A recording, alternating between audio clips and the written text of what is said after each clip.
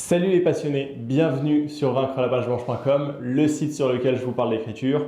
Comme chaque jour, je vous retrouve pour cette petite vidéo, une vidéo par jour pendant un mois. Et ceci est la dernière vidéo sur laquelle je réponds à vos questions. C'est la dernière vidéo de ce défi, bien entendu. Il y en aura d'autres, rassurez-vous. Je continuerai de répondre à vos questions, mais voilà, le défi une vidéo par jour, là c'est la dernière.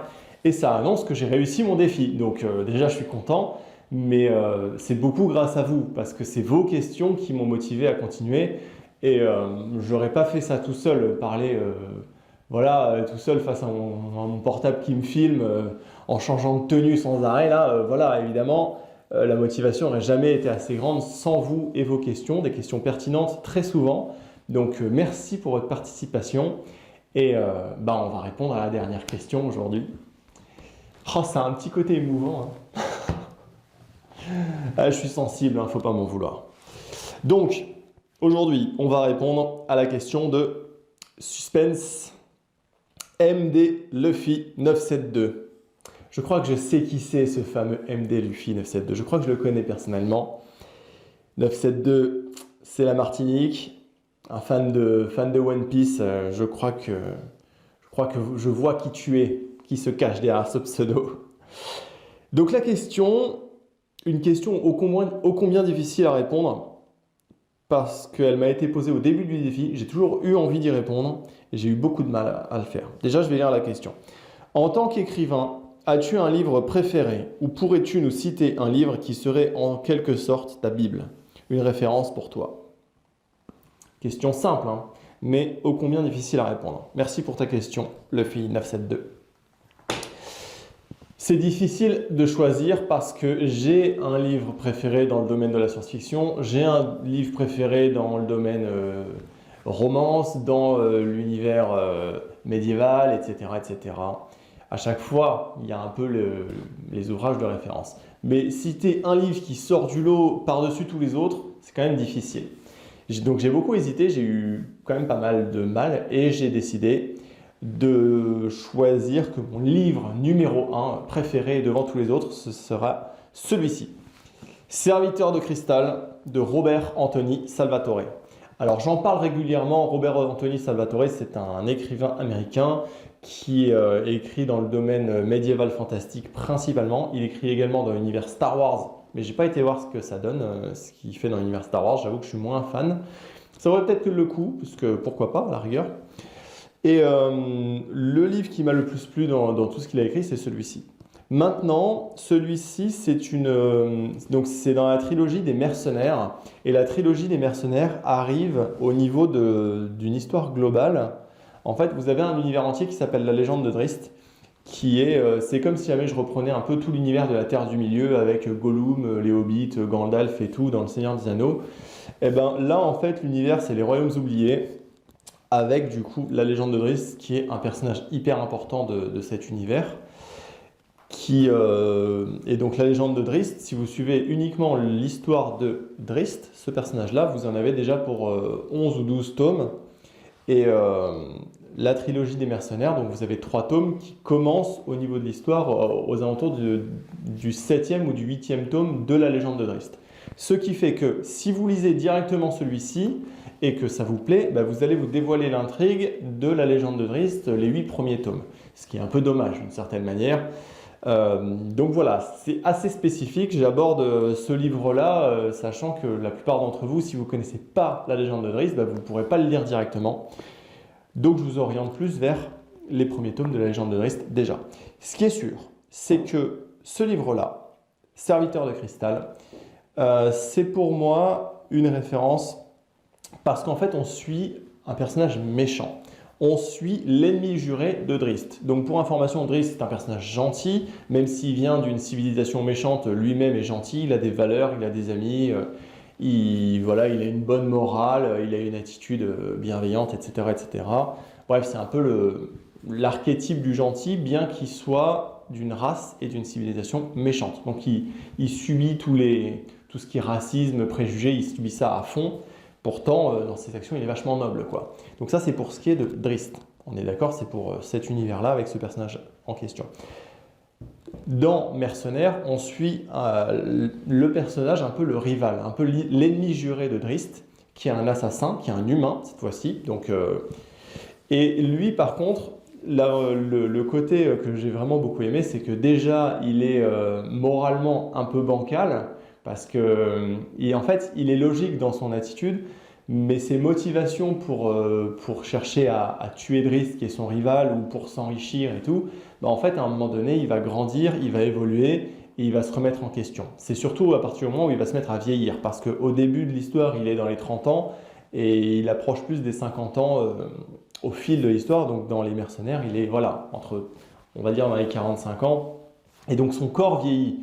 Il finit par perdre ses compétences de guerrier, même s'il reste assez fort, même s'il reste redoutable. Ben voilà, il se rend bien compte que tôt ou tard, il sera délogé par les plus jeunes et les plus vifs que lui.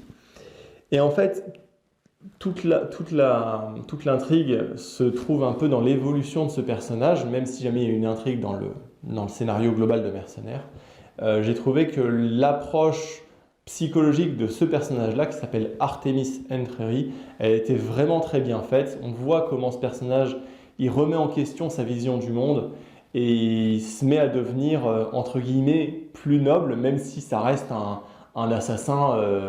Voilà, il tue les gens, il est sans pitié et tout, mais quand même, il commence à développer des valeurs. Bref, pour ceux que ça intéresse, commencez par Drizzt et intéressez-vous à Mercenaires après.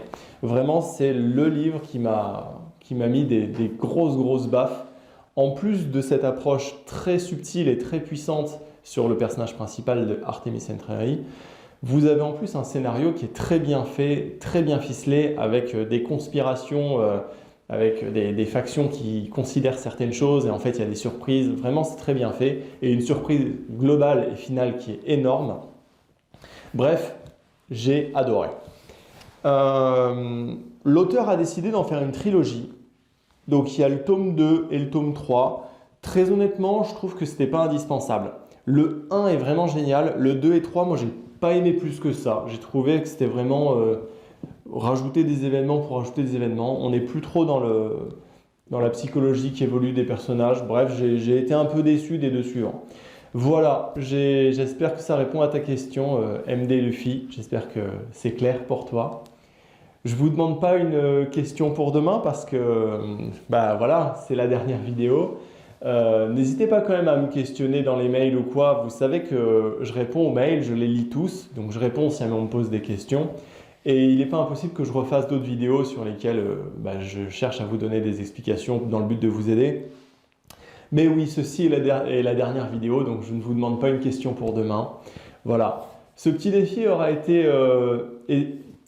quand même difficile parce que la régularité, c'est pas trop mon truc. Moi, je suis plus à travailler un peu comme un ouf et lâcher quand ça commence à me saouler. Donc là, voilà, j'étais engagé envers vous, donc il a fallu que je tienne l'engagement. Je sais que certaines personnes attendaient 20 h pile, dac, pour aller voir ma vidéo, donc je vous salue au passage. Ça me fait plaisir de savoir que vous étiez au rendez-vous de manière très ponctuelle.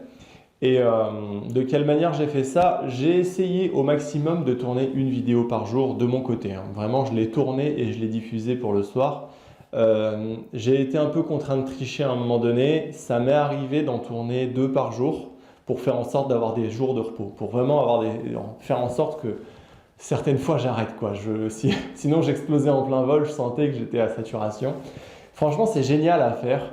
Mais ça a un côté vraiment épuisant, donc il a fallu que je compose avec mon niveau de fatigue. C'est pour ça, je l'avoue, des fois j'ai tourné 2 vidéos pour prendre un peu d'avance. En fait, je faisais 2 vidéos par jour, ce qui me laissait de temps en temps des jours de repos. Voilà, vous savez tout.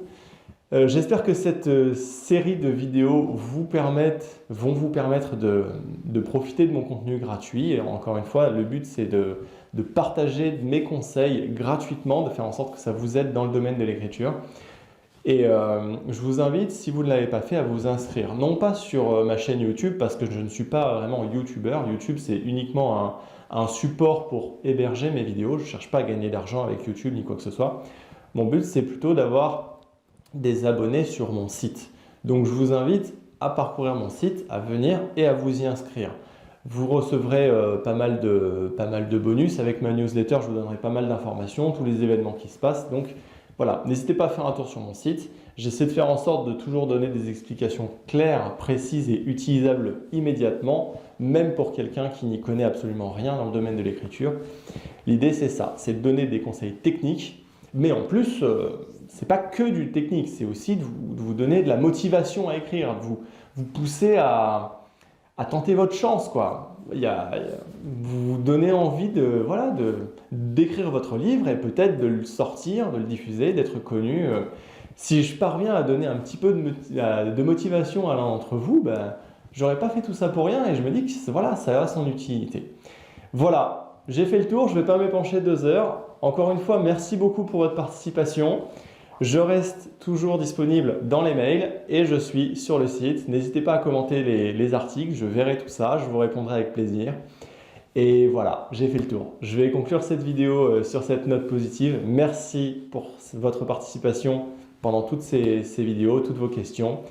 Et je vous dis à très vite sur vaincrelapage-blanche.com.